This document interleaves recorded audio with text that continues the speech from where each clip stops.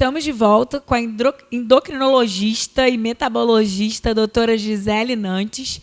Doutora, eu gostaria de saber de você por que alguns alimentos as pessoas consomem para poder suprir a tristeza, a ansiedade. Então, na verdade, alguns alimentos eles são vício, né? Por exemplo, carboidrato. Saiu um estudo recente mostrando que o carboidrato é 8 vezes mais viciante do que a cocaína, por exemplo. 8 vezes. 8 vezes mais viciante? Exatamente. Então, assim, por isso que quando a gente começa a reduzir o carboidrato numa alimentação mais saudável, não tira, tá? A gente não tira o carboidrato todo. Mas a gente vai diminuindo um pouco do carboidrato na alimentação. Então, a pessoa, às vezes, tem abstinência. Então, ela sente mesmo dor de cabeça, sente náuseas. Mas por que a pessoa procura a alimentação? Porque a alimentação, ela, em alguns casos, ela é vista como fuga. Né? A pessoa está feliz, ela come. Aí ela come porque ela acha que ela merece, porque ela fez alguma coisa, então como compensação boa. Como ela está muito triste, então ela acha que ela merece, porque ela está triste demais, ela vai lá e come uma pizza inteira. E isso a gente percebe que é inconsciente. Não é porque a pessoa... É uma autossabotagem. É inconsciente. A nossa psicóloga trabalha muito sobre isso. Por isso a importância de ter um psicólogo junto, né? Muito, muito. A nossa psicóloga, a Roberta Moraes, ela trabalha muito sobre isso. Ela sempre está falando que existe, sempre antes de você se alimentar, existe um pensamento que te leva a isso, né? Olha. E aí aquele mau pensamento ou bom pensamento que é usado para o mal te faz comer. E normalmente não é por frutas. A compulsão alimentar nem salada. Não, nem salada. Normalmente a compulsão alimentar é pelo carboidrato. Então, aí leva a um aumento do peso, porque você vai estar consumindo mais caloria do que perdendo. Então, assim, o carboidrato... a gente não pode falar que é um veneno, porque, na verdade, o carboidrato, principalmente o complexo, com índice glicêmico menor, ele faz extremamente bem para a saúde. Existe também uma pequena porcentagem na alimentação total que precisa ser feito o uso que pode ser feito o uso do carboidrato simples, que aí é o que as pessoas gostam mais, né? O macarrão, o pão. Mas, assim... É muito pequena essa proporção. Então, o interessante seria, por isso, um plano alimentar individualizado, porque cada pessoa tem essa porcentagem de que pode ou não comer. Mas, assim, é muito importante que, quando acontece uma vez ou outra, da pessoa estar feliz, estar triste, comer em excesso...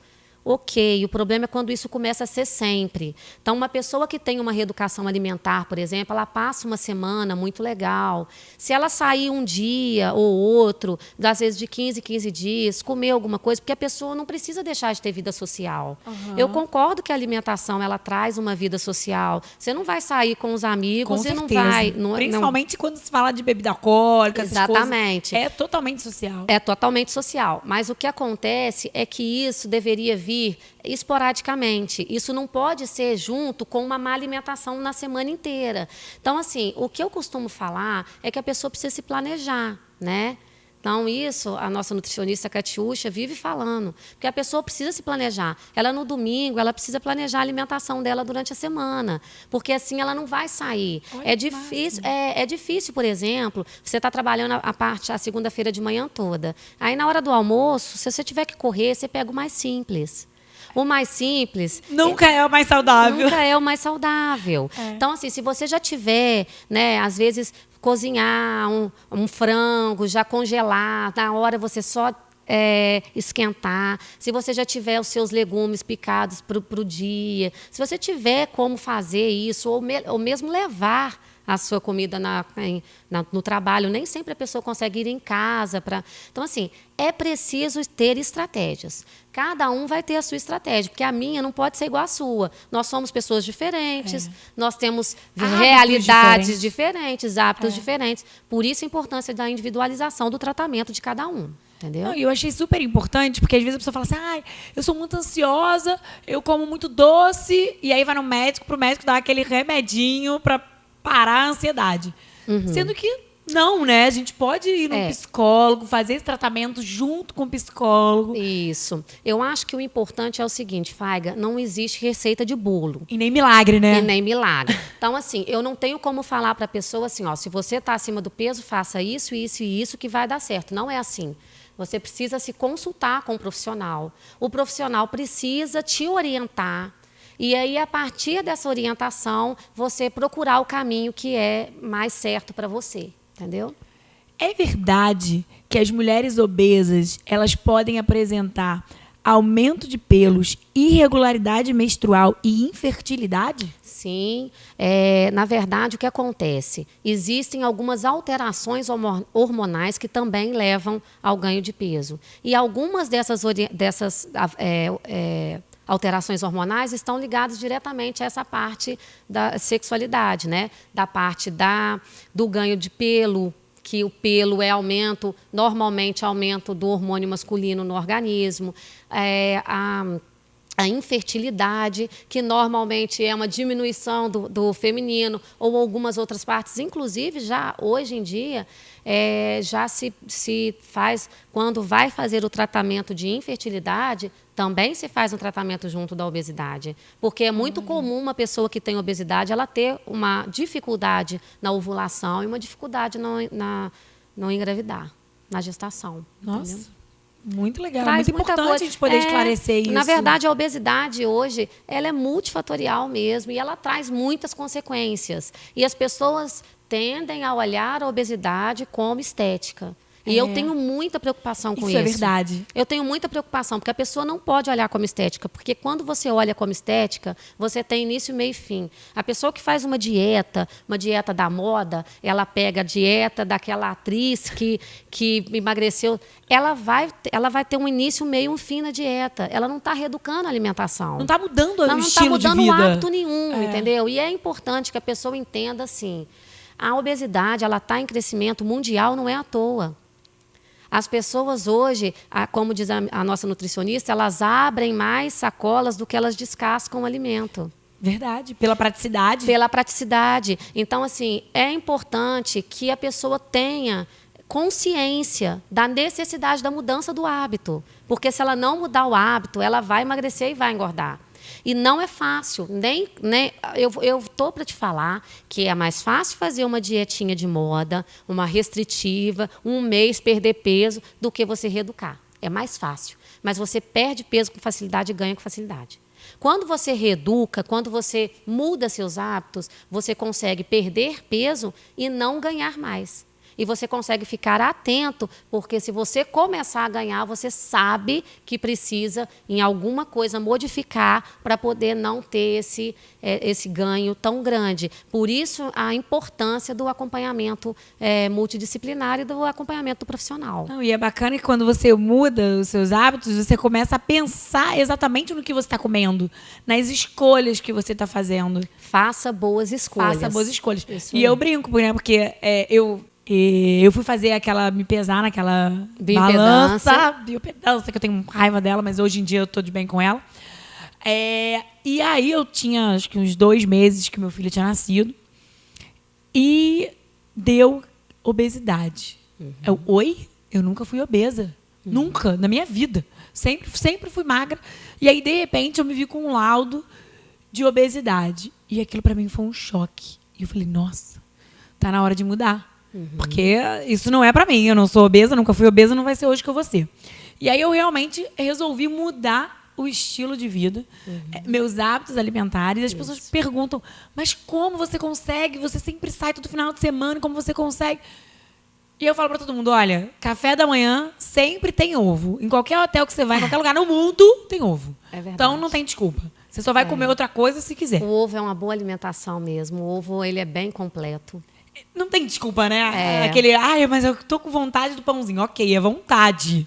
Mas você tem outras opções mais saudáveis. Isso aí. Né? E todo restaurante tem salada, e tem carne, e tem frango, e tem peixe. E é só você escolher. Saber fazer boas escolhas. Saber escolher. Porque Isso aí. tem opções saudáveis. Mas eu faria um adendo a respeito do seu caso, era que a gente também tem que saber respeitar um pouco o corpo no pós-gestação, né? Então, assim, com 2 meses, ok, está um pouco acima do peso ainda. Eu acho que isso vai voltando com o tempo, né? Eu acho que você fez extremamente bem em mudar os hábitos. A gente vê que teve um bom resultado, Sou outra né? pessoa, tudo, até de autoestima, tudo melhora tudo, Mas assim, a gente também tem que ter um pouquinho de cuidado, né? Nesse respeito desse momento, porque realmente num pós-parto é um pouquinho mais difícil de voltar o corpo, mas com dedicação a gente tem a melhora. Foi bom você falar sobre isso, porque eu tenho muitos pacientes que me falam a respeito do ganho de peso após o parto, com dificuldade de voltar.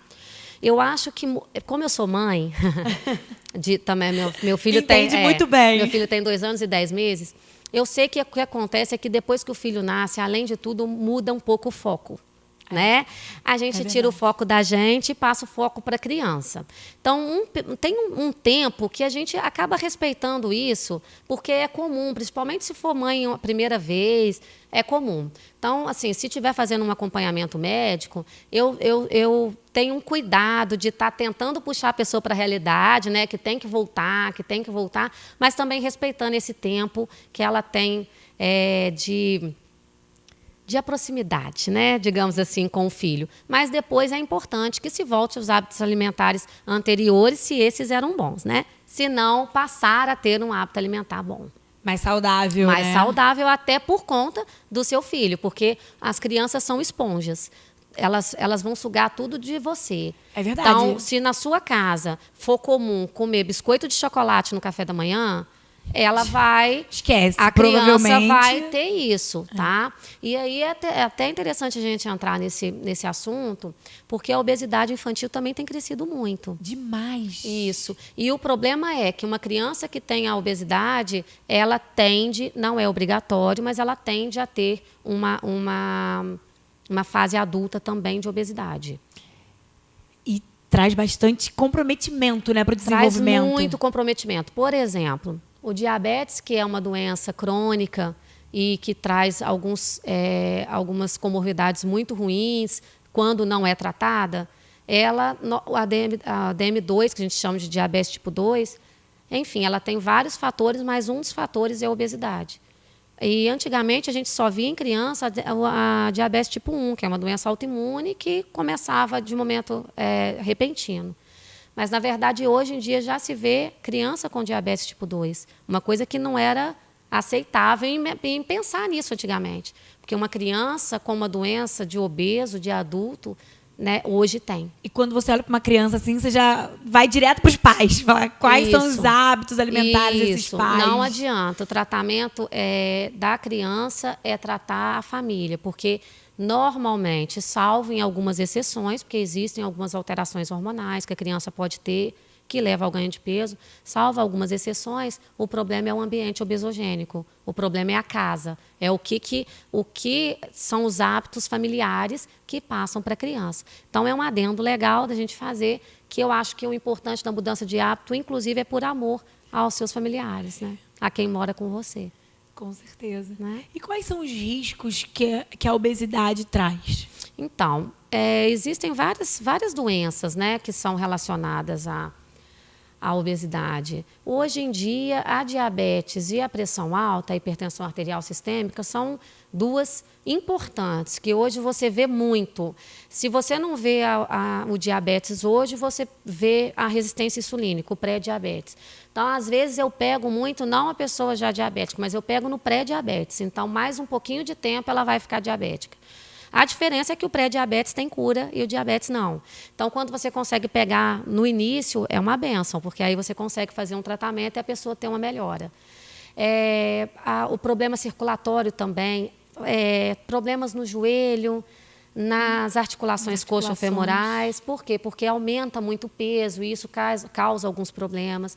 A doença cardiovascular, que foi, como eu já disse, que é uma doença que causa muita morte, infarto, os AVCs, tudo aumenta com a obesidade. Então, a dislipidemia, que é o colesterol alto, que também leva a um risco cardiovascular.